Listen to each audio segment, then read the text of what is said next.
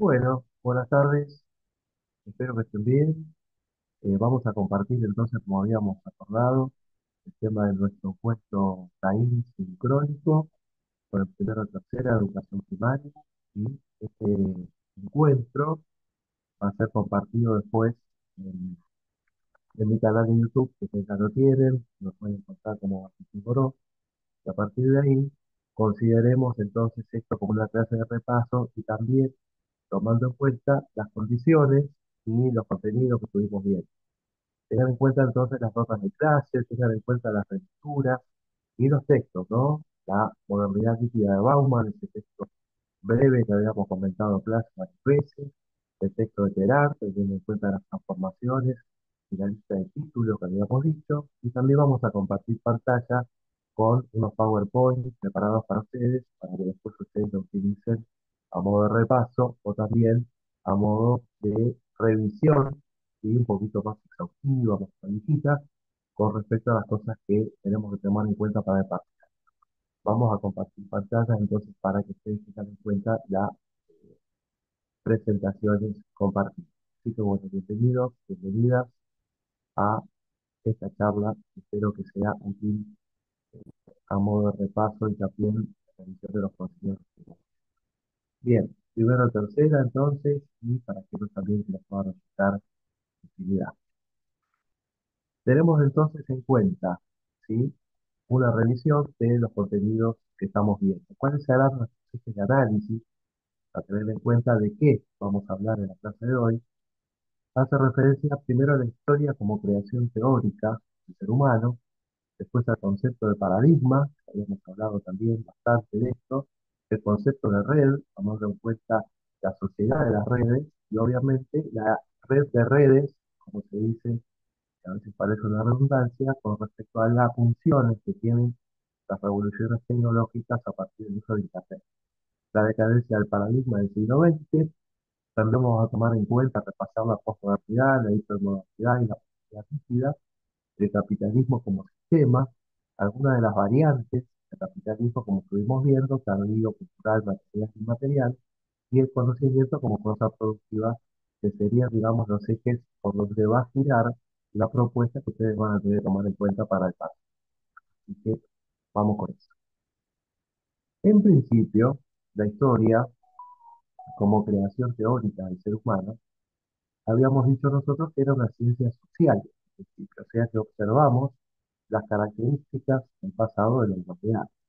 ¿Qué intenta hacer la historia? Siguiendo Terán y las charlas que habíamos tenido, intenta atrapar, ¿bien? Con el pensamiento un elemento complejo. Y este elemento complejo es el tiempo, ¿bien? En el espacio y en el tiempo las personas realizan cosas, organizan, se equivocan, construyen, vuelven a deconstruir, vuelven a pensar, y todas esas características, sobre todo las más relevantes, que nosotros nombramos bastante, son los que después ofrecen transformación, ofrecen distintos discursos, que esos después, en base a las fuentes y a las comprensiones de las mismas, se escriben y se analizan estos procesos. ¿Qué es lo que buscamos? ¿Qué intentamos comprender? Los cómo y los por qué de los acontecimientos de este pasado humano y los elementos, ¿no? Que tomamos en cuenta en nuestro análisis. En principio, la periodización. ¿Recuerdan ustedes la famosa y archiconocida línea de tiempo en donde ya nuestras maestras de la escuela primaria dividían la historia que nosotros heredamos, las comprensiones de los europeos, nuestra europeización de la historia moderna, y a partir de ahí después fuimos adaptando varias de estas cosas que después vamos a profundizar en el segundo cuatrimestre con respecto a cómo fue y cómo se entiende la historia dentro de los acontecimientos de este pasado humano que busca tener una mirada del presente. No podemos conocer el presente sin comprender el pasado y obviamente no podemos proyectar ciertos elementos del futuro sin conocer nuestro presente. Por lo tanto, todos los procesos sociales, los que ustedes deseen analizar desde distintos enfoques, siempre va a estar en algún momento el componente histórico, el componente del desarrollo de este pasado para poder comprender el presente y tener en base a cierta proyección de futuro que todavía no lo conocemos porque esto se construye. Recuerden que la historia no es lineal, sino que la historia como ciencia se espiraliza en el tiempo, se va transformando, retrocede, vuelve al presente, vuelve al pasado, se justifica, se caen determinados paradigmas, como habíamos hablado en su momento, y esto siempre tiene este elemento complejo para analizar qué es su tiempo, por qué y cómo, o cómo y por qué pasan estos acontecimientos. Es lo que nos permite entender el análisis de los grupos sociales, de los grupos humanos, de las civilizaciones, de las características que nosotros fuimos dejando a partir o a través del tiempo, digamos, como factor. Y ahí tenemos la periodización, cómo se dividen estas etapas, algunas más largas, otras más cortas, pero todo nos influye en las características del desarrollo. Y el otro elemento que toma en cuenta Terán en el análisis es la formación del paradigma. Bien, esto que habíamos hablado en su momento, para tomar en cuenta estas. Vamos entonces a hablar un segundito, algunos minutos, sobre el concepto de paradigma. Recuerden que nosotros vamos a hacer un bloque de 40 minutos y después, cuando la aplicación vuelve a iniciarse, esto se graba y el segundo bloque vamos a tratar el otro tema. ¿Qué es un paradigma entonces? Lo habíamos hablado varias veces, ustedes trabajaban en guías, muchas de ustedes con mucha dedicación y tengan en cuenta que esto forma parte de este proceso de comprensión, ¿no? De los acontecimientos del pasado de la humanidad, en todos sus aspectos, en lo económico, en lo histórico, en lo cultural, en lo político, ¿no? ¿Qué hacen los grupos humanos a partir de estos factores? ¿Cómo cambian las sociedades? ¿Cómo producen? ¿Cómo se relacionan? ¿Cómo se justifican estas acciones? Dentro de eso, el paradigma, ¿no? Las maneras de comprensión, tómenlo ustedes como un modelo a seguir, ¿bien? Una guía, ¿sí? Como pusimos en pantalla, para comprender un proceso histórico. Y dentro de esa historia o dentro de estos elementos que nosotros intentamos comprender, está lo cultural, lo económico y lo político de un grupo humano. Tengan en cuenta los grandes acontecimientos para después no confundirse, ¿no? Si vamos al plano mundial, bueno, la Primera, la Segunda Guerra Mundial, por ejemplo, dos acontecimientos que transformaron definitivamente incluso hasta el orden de los estados, sus consecuencias, sus relaciones de poder y entre las personas, ¿no? Este esquema, este esquema de comprensión sirve para entender lo que sucede, por eso lo abreviamos ahí, ustedes podrán tomar notas en Power, más que nada para ordenar la información de lo que ustedes están leyendo. ¿Qué es lo que intentamos comprender? Lo que sucede a partir de un proceso. Bien, si es un proceso político, cómo funcionan los factores de este poder político como herramienta de organización de los grupos. ¿Qué hay que tener en cuenta? Si tomamos en cuenta, por ejemplo, la Primera Guerra Mundial, bueno, ¿qué tomamos en cuenta acá? El sistema de alianza, cómo funcionaba el mundo en este momento, quiénes eran los países considerados más poderosos, sus avances tecnológicos, sus avances militares, su sistema de alianza. ¿Por qué se entiende esto como un factor de dominación? ¿Cómo se amplía este caso para después poder entender lo político? Bueno, ¿cuáles eran las formas políticas? ¿Cómo se organizaban los estados? Y ahí tenemos el paradigma que nos puede servir, por ejemplo, para entender a partir de las revoluciones burguesas los elementos que llevaron a la construcción de las repúblicas modernas, como habíamos visto, a partir del siglo XVIII y después se consolida en el XIX. Si nos paramos en lo económico, ¿cuál es el paradigma, cuál es el modo de producción en términos más del marxismo que hablábamos en ese momento? El modo de producción capitalista. De hecho, en esta parte también de esta charla lo vamos a tomar en cuenta. Si tenemos en cuenta lo cultural, ¿qué tomamos? Todo lo que hacen las personas, cómo construyen esos elementos culturales y cómo los intercambian. Recuerden que la cultura, este conjunto complejo de costumbres, de tradiciones, de lo que hace la persona, lo que hacemos las personas a través del tiempo, también justifica cómo esas culturas se comprenden, qué es lo que las identifica. ¿Sí? Cuando hablamos de lo histórico en particular, hablamos de, a partir de las decisiones que toman ciertos grupos de personas, después eso influye en el resto. Estamos, digamos, condicionados, si se quiere, a partir de la estructura de los estados modernos, a la decisión de los gobiernos. Y estos gobiernos ejercen sobre nosotros factores de poder. Por lo tanto, el poder, tema central de análisis que vamos a ver en el segundo cuatrimestre, también hace referencia para entender mejor cómo funciona un paradigma histórico, cultural, económico y político. Si nos paramos en lo político, ¿quién tiene el poder? ¿Cómo se le otorga el poder a este grupo de personas? ¿Cómo se ejerce? ¿Quién es el responsable de estas cosas? ¿Es responsable, volviendo a lo mismo, el ejercicio del poder? Todas esas discusiones, esos paradigmas, tenemos, digamos, la historia, entre otras ciencias sociales, pero todo está atravesado por el componente histórico. Y a partir de ahí después lo relacionamos con lo social, con lo económico, con lo político, con lo cultural, con lo filosófico, cómo comprenden los procesos humanos a través del tiempo. ¿Qué otra cosa nos sirve? Piensemos juntos. ¿Qué otra cosa tenemos que tener en cuenta para hablar de un paradigma? Un esquema de comprensión. Bien, si nosotros nos paramos, por ejemplo, en el paradigma de Ptolomeo, que lo habíamos visto en el texto de Terán, que el Sol gira alrededor de la Tierra, esto se sostuvo incluso entre la ciencia, que era mucho más primitiva que en la actualidad, pero se sostuvo entre las autoridades intelectuales de la época, incluso en la etapa medieval, como la verdad, como una verdad en la cual nosotros estábamos ubicados en el mundo, o el mundo estaba ubicado dentro de este paradigma. Por lo tanto, se entendía de esta forma. Pasado el tiempo, se enteraron otros científicos haciendo experimentos, haciendo investigaciones, de acuerdo a los recursos que había en la época, ¿no? Porque, digamos, cómo el tiempo también afecta las comprensiones y el uso de la tecnología para poder entender mejor los procesos que hoy están muy avanzados y si retrocedemos en el tiempo, había otros elementos y otros factores, pero la investigación siempre estuvo al lado de las personas, sobre todo a partir de esto que mencionábamos en nuestro último repaso del antropocentrismo, del inicio de la modernidad, siglo XIV, siglo XV de nuestra era, como hablábamos con el Renacimiento, cuando se coloca nuevamente al hombre, al ser humano, en el centro del pensamiento, ¿no? Con este inicio del paradigma moderno o de las modernidades que se extienden en el mundo como forma de comprender sus propias cosas. ¿Qué es lo que está en el centro ahora? La razón. El hombre, el ser humano, por eso como todos venimos del género Homo, se habla del hombre en los textos y después se incluye, ya finalizado o avanzado en la segunda mitad del siglo XX, se empieza a incluir el componente del ser humano en su totalidad, ¿no? Porque las cuestiones de género empiezan a hacer mucha fuerza en las conciencias colectivas y se propone unificar las cuestiones a través de género y no hablar siempre del hombre con respecto a lo masculino, sino al género humano, ¿no? Como un ser completo.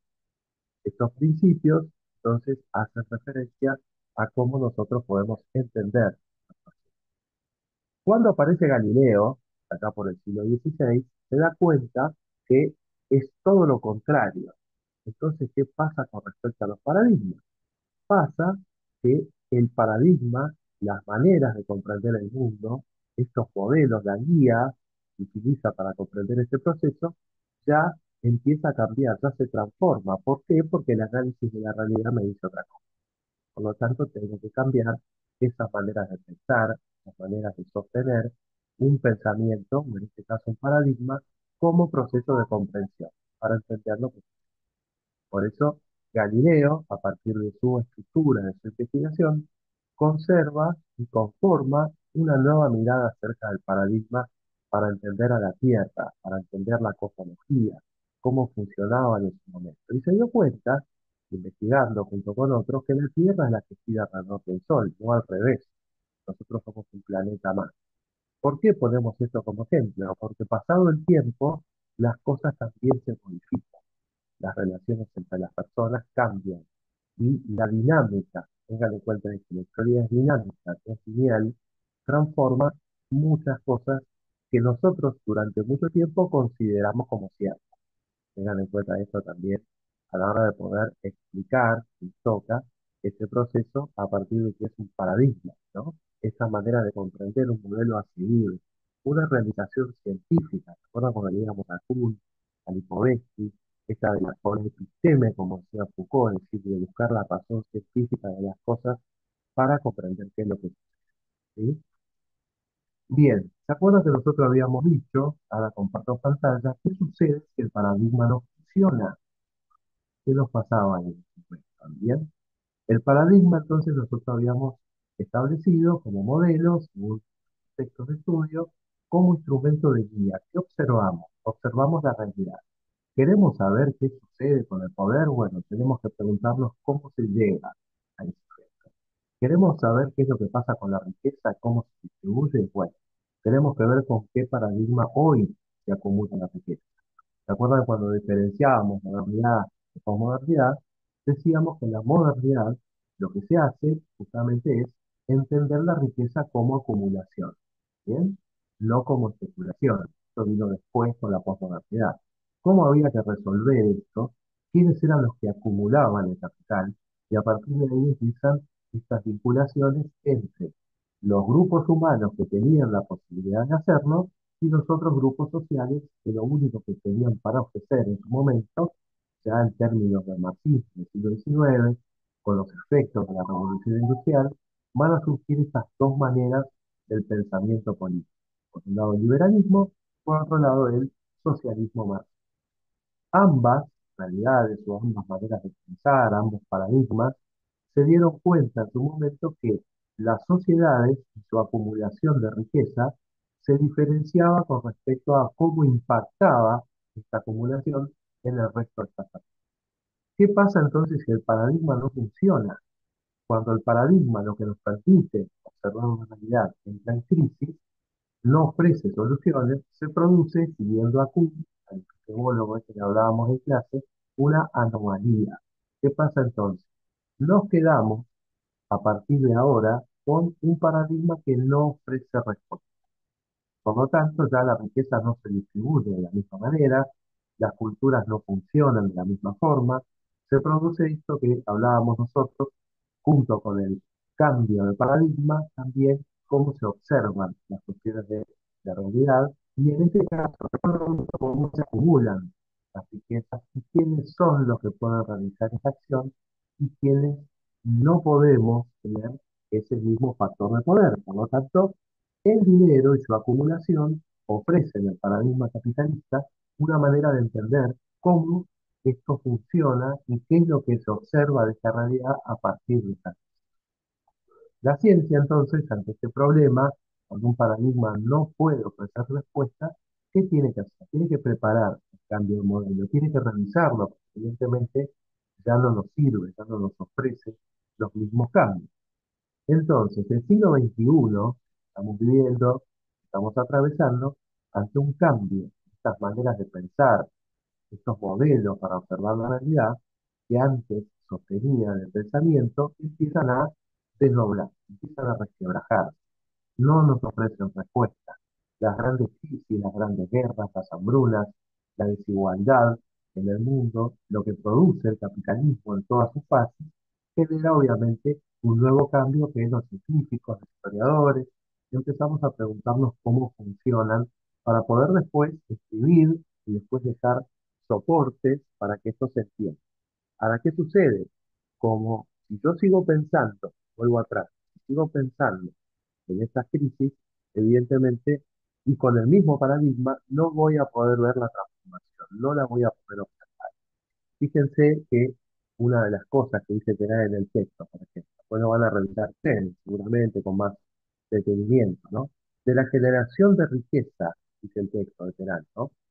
En base a la fuerza de la máquina y el trabajo físico típico del industrialismo, ¿se acuerdan que estudiábamos la crisis del industrialismo?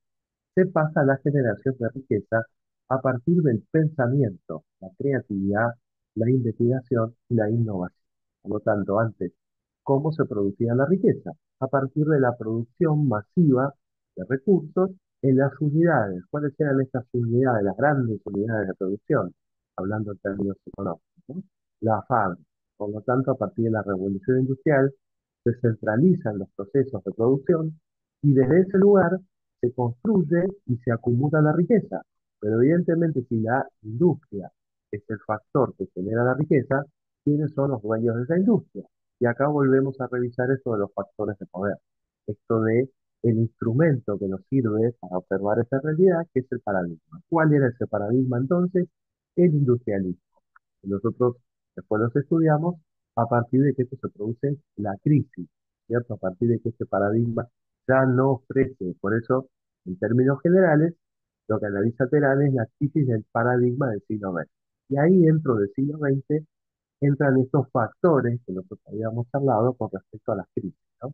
El industrialismo, la caída del bloque soviético, las conformaciones distintas, la irrupción del neoliberalismo, las guerras sociales, la crisis de la libra esterlina, la crisis del 30, estas situaciones que el capitalismo empieza, que antes, si se quiere, la modernidad ofrecía ciertas idealidades, ciertas cosas vinculadas a la razón y al progreso, ¿se acuerdan que lo hablábamos en un momento? Esto después nos deja a nosotros en esta profunda anomalía muy difícil de detectar o muy difícil de entender. Los paradigmas anteriores, entonces en crisis, se quedan sin soporte cultural. Por eso tomemos en cuenta estas cosas, estas líneas de lectura, para que ustedes después puedan generar una mejor profundización y para entender esto también, ¿no? ¿Qué busca entonces este nuevo modelo económico, ¿no? A partir de la posmodernidad? ¿Qué pasa cuando este paradigma económico capitalista se quedaba sin soporte, ¿no? Cultural? Se externalizan las fases de la producción. ¿Qué significa? Aparecen elementos como la deslocalización, que lo vamos a ver en un ratito de nuevo, lo vamos a repasar. Aparecen estos elementos de la franquicia, esto de que se paga por un modelo productivo a una franquicia, a alguien que ya tiene un modelo de negocio que funciona y eso después se reproduce en la sociedad.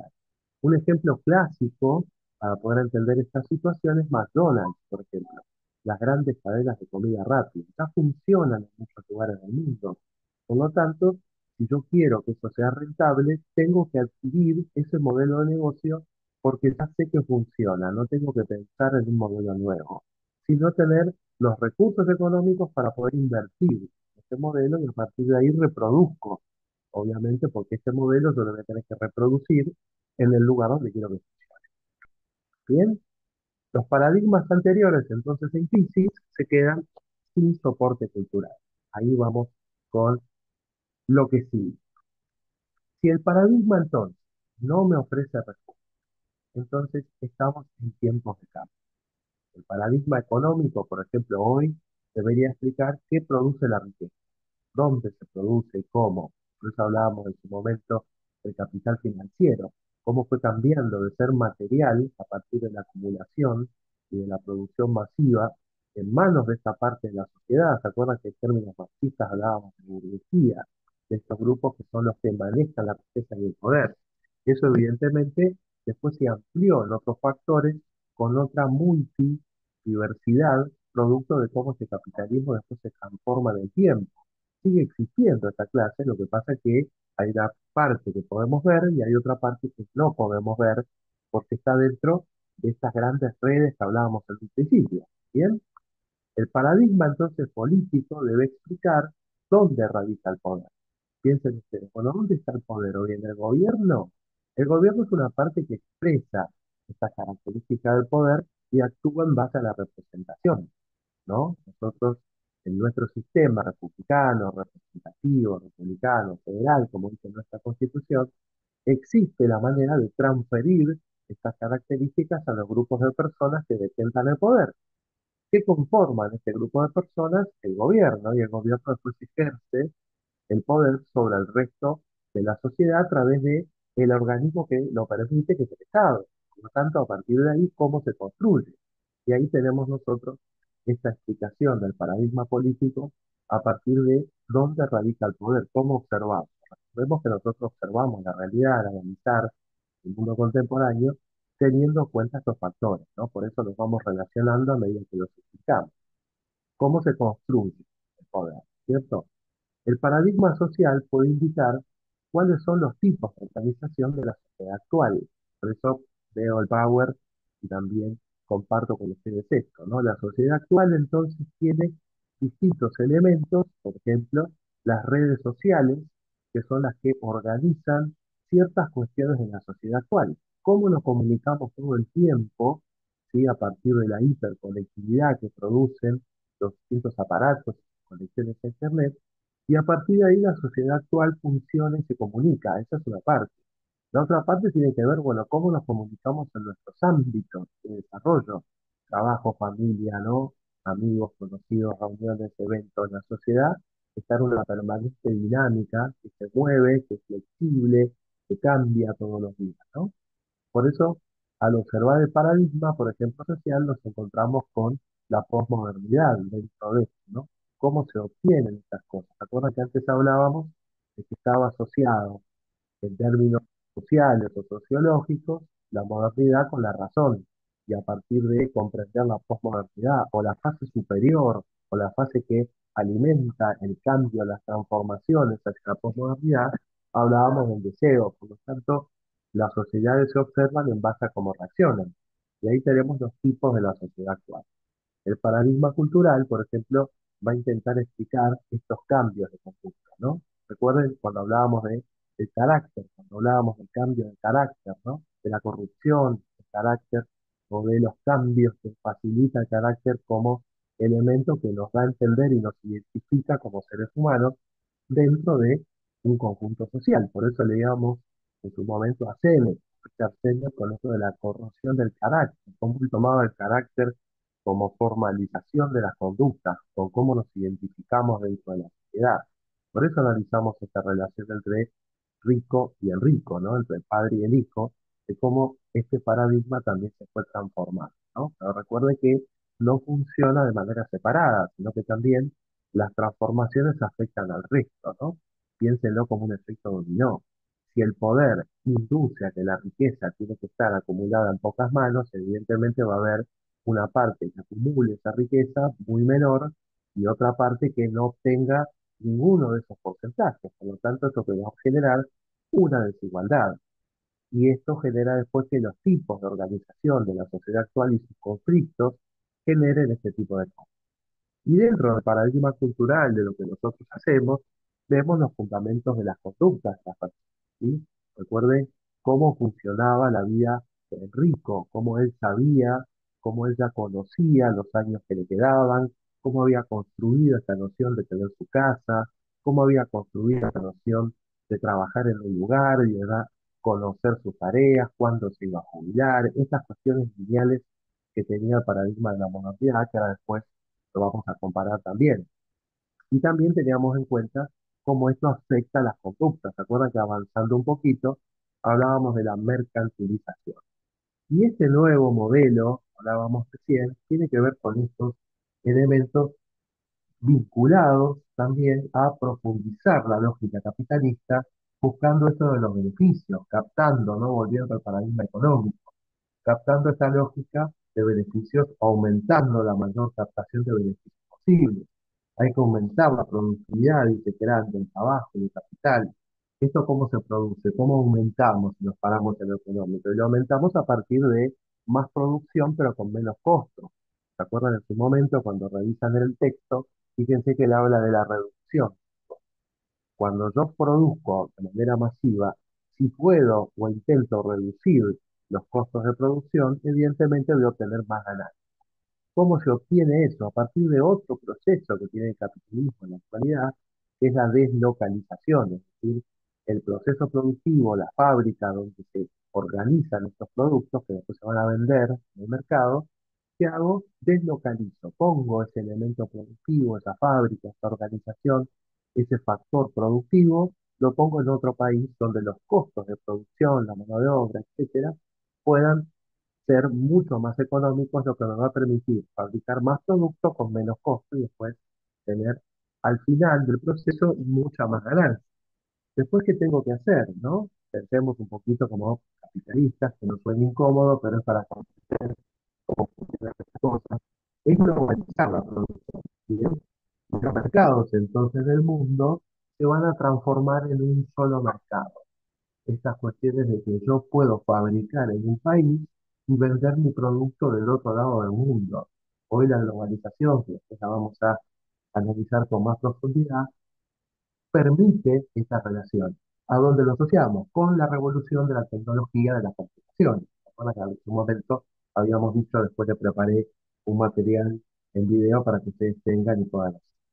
¿Qué es lo que tengo que hacer al globalizar los mercados? ¿Cierto? Tengo que hacer circular el capital, tengo que producir, tengo que vender los bienes, los servicios, lo que puedo ofrecer, y ahí ya, digamos, ya los límites que ofrecen las fronteras físicas se trasladan o se transforman a partir de las fronteras virtuales. Por lo tanto, el comercio, por ejemplo, que hoy toma el Mercado Libre como una de las grandes empresas que produce esto, Mercado Libre tiene ventas en todo el continente americano, por lo tanto, pueden vender desde un lugar mercaderías y distribuirlas, digamos, de Argentina a México, de México a Ecuador, de Ecuador a Brasil, de Brasil a otro lugar, y atraviesa y van fomentando esos grupos organizativos que después transfieren o producen o de alguna manera distribuyen el comercio, no de alguna manera, sino que lo hacen, distribuyen ese comercio de manera globalizada. Por lo tanto, ya no hablamos de una estructura que vende de manera minoritaria un determinado recurso, ¿no? Piensen, por ejemplo, en el paradigma anterior, el almacén del barrio, ¿no? A donde uno se identificaba y iba a hacer los mandados como cuando éramos más pequeños. Ahora esta unidad productiva se va ampliando y aparecen las figuras de los grandes centros de compra, a donde uno no solo adquiere alimentos, sino que puede comprar prácticamente todo lo que necesita o dentro de la cadena productiva que se ofrece. Por eso la figura de shopping que aparece en los 90, estos grandes centros comerciales que traen las propuestas de los años 90 con la expansión del neoliberalismo y del capitalismo de vuelta como sistema.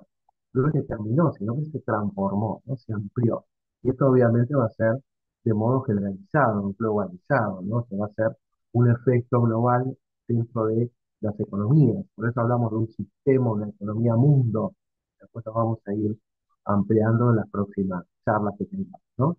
Pero concentrándonos en lo que tenemos que tomar en cuenta para el parcial, tengan en cuenta esto, ¿no? El paradigma político debe explicar dónde radica el poder, cómo se construye, el paradigma social, los tipos de organización, el paradigma cultural, los fundamentos profundos dentro de nuestras conductas, ¿no? Dónde se produce, cómo se hace y cómo afecta esto a las demás, ¿no? Vamos a las redes. ¿Se acuerdan que hablamos en su momento cómo las redes se refieren, ¿no? Vivimos hoy en sociedades vinculadas con las redes. Y piensen ustedes en las redes sociales, las que ustedes utilizan, ¿no? Y no solamente las redes tienen que ver con estas cosas, disculpen la interrupción. No solamente tiene que ver con lo que sucede en las redes sociales donde se comunican personas, sino que también hay otros tipos de redes que se interrelacionan entre sí, ¿bien? Con estos nodos, como decía Terán en su momento, ¿no? Con estas vinculaciones, para poder entender cómo se comunican unos con otros. Vivimos en una sociedad red, por lo tanto este diagrama se puede adaptar y se puede reconocer otros factores, no solamente la comunicación entre las personas, sino que también hay redes criminales, hay redes financieras, hay redes de crimen organizado, hay redes de personas que transfieren, está incluso la más compleja de comprender en la actualidad, que es la Internet oscura, ¿no? La dark web, como se dice, ¿no? Donde se encuentran todo tipo de elementos, incluso ilícitos, y esto circula por el mundo con una velocidad escalofriante, ¿no es cierto? A mí esas cosas me preocupan, pero trato de entenderlas para después compartirlas con ustedes, ¿no? De por qué hablamos de una sociedad red, cómo nos comunicamos. Ahora bien, ¿qué es una red? Esta red es un conjunto que interactúa entre sí, que se comunica. Y estas comunicaciones o los elementos de las redes, si los tuviéramos que diagramar o graficar, cada uno de esos elementos que se comunica con un elemento central se llama nodo, y la que circula, ¿no? La información que circula, el dinero, la moda, las tendencias, las maneras de comunicarse, lo que sucede. Vieron que uno hoy utiliza un término que ustedes lo conocen, que es la viralización. ¿Eso qué significa? Los contenidos que se comunican a través de las redes tienen que llegar a la mayor cantidad de gente, ¿no? Pensemos en los grandes influencers, como se dice hoy, que tienen esta cantidad de seguidores, las personas que tienen 1 millón, 2 millones de seguidores, ¿no? Y este influjo o este flujo transporta información. Siempre hablamos de la virtualización, ¿no? De cómo se transforma una cosa con la otra, ¿no? Son abiertas, se expanden, no tienen límites, no tienen fronteras, dice Terán por ahí, no tienen bordes. ¿Esto qué significa? No hay una determinada cantidad de cosas que induzca a una sobre otra, sino que evidentemente estas cosas influyen una sobre otra, ¿no? Por eso hablamos de la red de redes, que en este caso es Internet. Bien, ahí estamos con esto.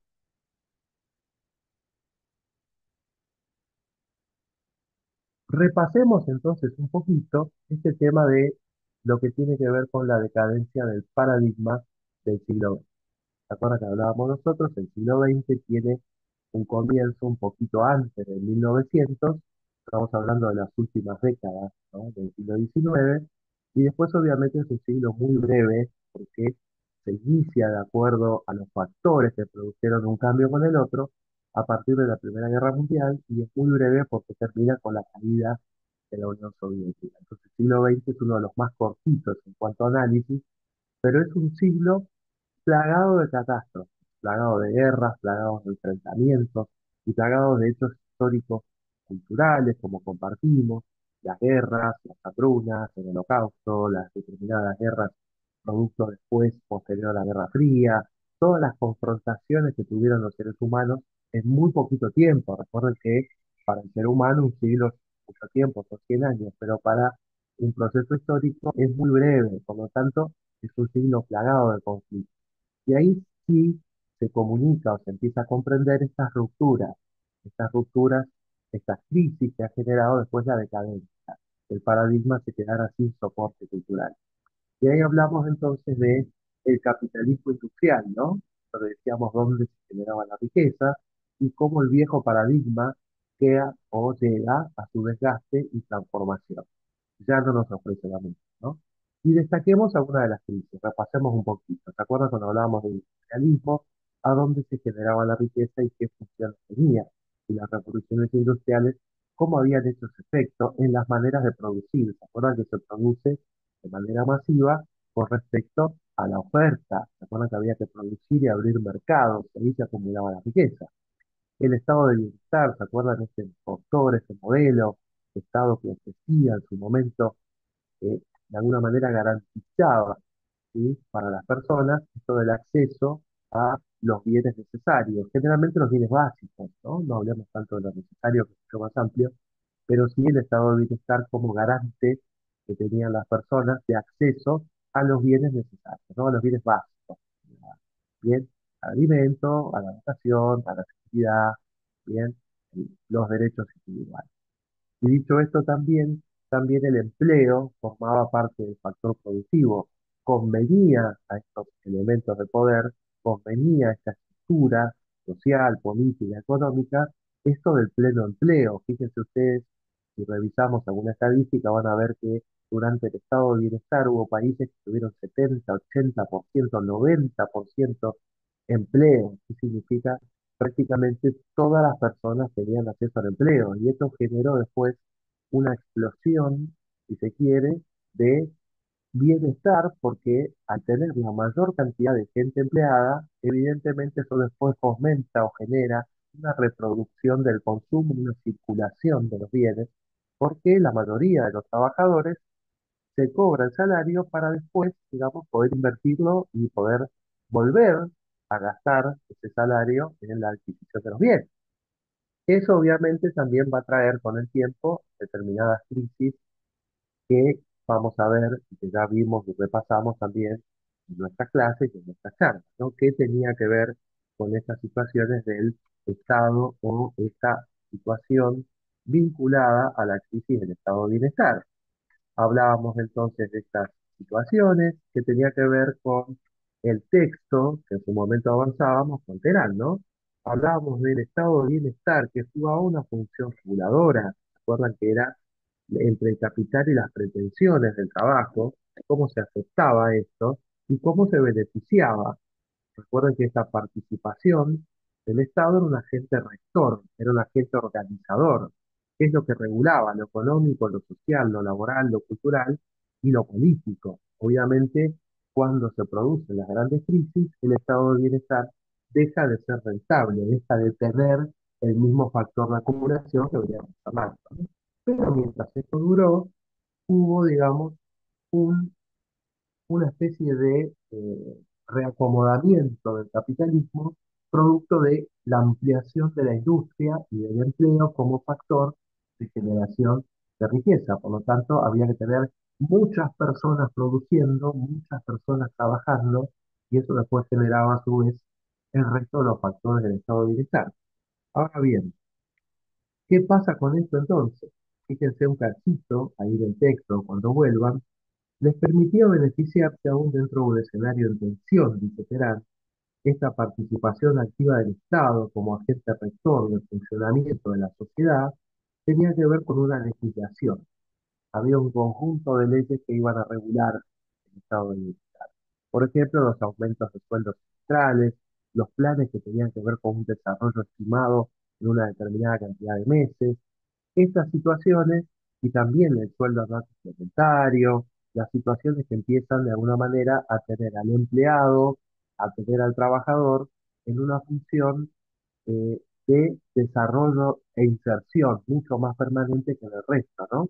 Después esto va a empezar a tener una crisis a partir de los años 70. Nosotros habíamos hablado ya en la segunda mitad del siglo XX. ¿Bien? Y a partir de ahí se producen algunos factores, ¿no? Que dieron eh, o cómo se reflejó la crisis definitiva del estado de bienestar o la caída o la ruptura de este modelo de Estado, ¿no? Hablábamos ahí de esto de el fin del control financiero, el fin de la industria nacional, la caída de los recursos del Estado. Ya no hay dinero, ya no hay recursos para poder invertir en este modelo y obviamente esto empieza a generar y se resquebraja definitivamente a partir de los 70 y luego en los 80, ¿no? Y se potencia en América Latina a partir de los 90 con el neoliberalismo, con esto que habíamos charlado también en su momento. Y la caída del bloque soviético, el socialismo, la Unión de Repúblicas Socialistas Soviéticas, o la Unión Soviética, que duró 70 años aproximadamente, se empieza a resquebrajar porque no tiene manera de adaptarse a estos cambios de paradigma. Volvemos al principio anterior. Se observaba la realidad con una mirada, con un prisma de atraso. Y el atraso, cuando es tecnológico, cuando es económico, cuando no nos adaptamos a los cambios, empezamos a quedar cada vez más fuera de lo que es el mismo sistema condiciona, ¿no? Ampliadas estas crisis, entonces, la revolución tecnológica afecta día a día, ¿no? Estas estructuras productivas y estos modos en la vida de las personas. Recuerden eso de la mercantilización de la vida cotidiana, ¿no? Todo parte o fluye o se construye a partir de estas relaciones. Por eso analizamos el mundo contemporáneo, ¿no? El mundo donde vivimos hoy. Bien, con las diferencias básicas, antes de hacer la primera pausa, con las diferencias básicas de la modernidad y la posmodernidad, tengan en cuenta el power que compartimos ahora. El mundo en la modernidad era ordenado. ¿Se acuerdan ustedes? Las cosas se hacían de acuerdo a una línea predecible, a una línea que en el tiempo había que construir, había que crecer, había que trabajar, había que estudiar, había que ahorrar, había que tener familia, había que hacer cosas para que después, en el futuro, se lograra esta relación de equilibrio. Esto nos daba certeza. Recuerden que la modernidad no buscaba pensamientos inciertos, sino pensamientos seguros. ¿Bien? Y esto generaba en las personas una supuesta noción de equilibrio. Si había un trabajo, si las personas, por ejemplo, los abuelos, trabajaban 30 años en la misma fábrica, tenían toda una estabilidad que les daba después el equilibrio, la posibilidad de ahorrar, la posibilidad de tener, la posibilidad de adquirir determinadas situaciones, bienes, propiedad, etcétera, ¿no? Y eso era predecible. Si vos sacabas, por ejemplo, si uno formulaba un crédito en esta época, y te daban 10 años, 15 años para pagarlo, como tenías equilibrio laboral, sabías que todos los meses podías cumplir con las cuotas, tenías ese entorno seguro. Y eso tiene que ver con esta relación causa-efecto. Si se trabaja, si se acumula, si se ahorra, si se ordenado, que el paradigma ofrecía esta certeza. ¿Bien? Esto empezó a cambiar a partir de que la modernidad irrumpe, entra en crisis por estos factores que veníamos hablando, y la posmodernidad entonces ya aparece un mundo muy diferente, aparece un mundo complejo, un mundo en el que no hay certeza. Parémonos un poquito en Bauman con la modernidad líquida. ¿Se acuerdan que todo es líquido, incluso las relaciones humanas? Por lo tanto, se mercantiliza y a partir de la mercantilización o de la utilización de estos recursos, aparece esta cuestión azarosa. No sé qué va a pasar mañana. Fíjense ustedes por estadística, aproximadamente, yo les comento una del 2020 que veíamos en pandemia, ya han pasado unos años, pero aproximadamente, de acuerdo a las estadísticas que se publican hoy, en algunos sitios importantes, más o menos, número más, número menos, Las personas cuando llegan a la edad adulta en condiciones de trabajar van a tener a lo largo de su vida activa, esto aproximadamente son entre 30 y 40 años, ¿no? Un poquito más, 40, 50, depende de la actividad. Pero vamos a suponer que una persona empezaría a trabajar en su edad adulta, 20, 24 años, y trabajaría hasta los 60, 70, por lo tanto tengo 40 años de trabajo, ¿no? En esa relación de trabajo, más o menos durante ese tiempo, las personas van a tener entre 5 y 7 empleos. ¿Esto qué significa? Ya más o menos se mide las posibilidades que van a tener las personas de cambiar de empleo, de buscar un futuro mejor, de buscar mejor ingreso, de profesionalizarse, estudiar y después entrar en el campo profesional. Van a cambiar de trabajo por lo menos de 5 a 7 veces durante el desarrollo de su vida. Antes no era así. Antes las personas entraban como aprendices en una fábrica y se jubilaban.